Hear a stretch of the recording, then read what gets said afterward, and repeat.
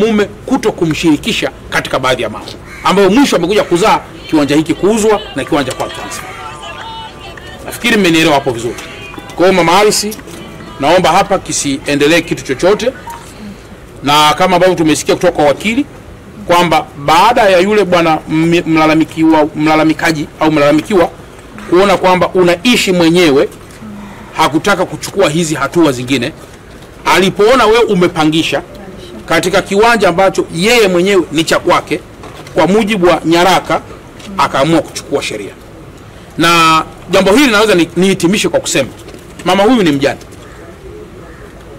lakini nataka niseme kitu cha kwanza kwamba ujane isiwe sababu ya kuikanyaga haki. Kama mama huyu itabainika kwamba kweli hana haki, haki itafuata utaratibu wake bila kigezo cha ujane.